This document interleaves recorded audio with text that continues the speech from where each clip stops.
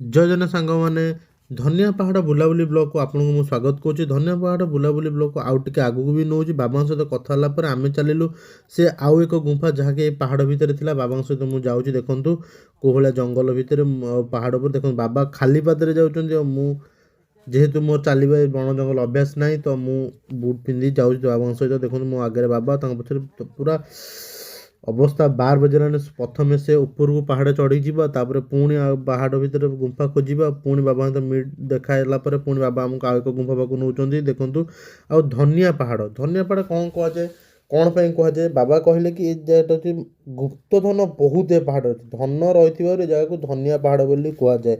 ଆଉ ଧନ ଏ ଯାହା ବି ଏଠି ଲୁଚିକି ଅଛି, କ'ଣ ଅଛି ସେସବୁ ଜିନିଷ ତା ସମୟ ଆସିଲେ ଲୋକଲୋଚନକୁ ଆସିବ। ଏଠି ଗୁପ୍ତଧନ ଲୁଚିକି ଅଛନ୍ତି। ବାବା ସେ କଥା ମୁଁ କହିଲେ ନାହିଁ, କହିଲେ ଯେଉଁ ଜିନିଷ ଗୁପ୍ତରେ ସେ ଗୁପ୍ତ ରଖିବା ପାଇଁ ଦିଅ। ତ ବାବା ମୁଁ ଏ ବିଷୟରେ କହିଲେ କି ଏଠି ନିଶ୍ଚିନ୍ତ ଆଗକୁ ଏଠି ଧନ ବାହାରିବ, ଏ ଜାଗାରେ ଗୁପ୍ତଧନ ଅଛି। ଆଉ ଆମର 2019-20 ମସିହା ପୂର୍ବରୁ ଏ ଜାଗା ଆପଣ ଯାହା ବାବାଙ୍କଠୁ ଶୁଣିଲେ କି ପୁରା କିଛି ଗଛ ବୃକ୍ଷ କିଛି ନଥିଲା, ପୁରା ନଣ୍ଡା ପାହାଡ଼ ଥିଲା। ଦେଖନ୍ତୁ ଆମେ ସେଇ ପାହାଡ଼କୁ ଉପରକୁ ଗଲାବେଳକୁ କିଛି ଚିହ୍ନ ଦେଖିଲୁ, ଏକ ଅଶୋକ ଚକ୍ର କି ଚକ୍ର ଚିହ୍ନ, ଆର ବି କିଛି ସିମ୍ବଲର କିଛି ମାନେ ଥିବ ଯାହାକି ଆମେ ଜାଣିନୁ।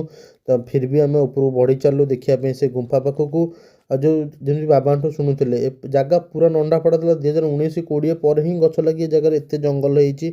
ଆଉ ଦେଖନ୍ତୁ କୋଉଭଳିଆ ଚିହ୍ନ, ଏସବୁ ଚିହ୍ନ ଗୋଟେ କୌତୁହଳ ମନ ସୃଷ୍ଟି କରୁଛି। ଆଉ ଇଏ ହେଉଛି ସେଇ ଗୁମ୍ଫା ଯାହାକୁ ଆମେ ସେତେବେଳୁ ଖୋଜୁଥିଲୁ। ଉପରେ ନଳି ଗୁମ୍ଫା ଦେଖିଲୁ, ତାପରେ ଇଏ ତଳେ ଆଉ ଏକ ଗୁମ୍ଫା। ଆଉ କହୁଛନ୍ତି ଏଇ ଯେଉଁ ବାଟ ଦେଖୁଛନ୍ତି ଏ ଗୁମ୍ଫା ବାଟ ବି ସବୁବେଳେ ଲାଗିଛି। ଆଉ ଏଠି ବାବା କହନ୍ତି କି ସନ୍ଧ୍ୟା ହେଲେ ସେ ଗୁମ୍ଫା ଭିତରୁ ଭଜନ କୀର୍ତ୍ତନ ବା ଝାଞ୍ଜ ମୃଦଙ୍ଗର ସାଉଣ୍ଡ ଆସେ ବା ଶବ୍ଦ ଶୁଭାଯାଏ ଚୁପଚାପ ବସିଲେ। ଆଉ ଦେଖନ୍ତୁ ଇଏ ହେଉଛି ସେଇ ଗୁମ୍ଫା ଯେଉଁଠିକି ବହୁତ ସାଧାରଣତଃ ପୂଜା କରନ୍ତି। ଇଏ ହେଉଛି ସେ ଗୁମ୍ଫାର ବାଟ ଦେଖୁଛନ୍ତି ଆପଣମାନେ ଭିତରକୁ। ମୁଁ ଚେଷ୍ଟା କରିବି ସବୁ ଭିତରକୁ ଯିବା ପାଇଁ, ଦେଖିବା ପାଇଁ କେତେ ବାଟ କ'ଣ ଅଛି।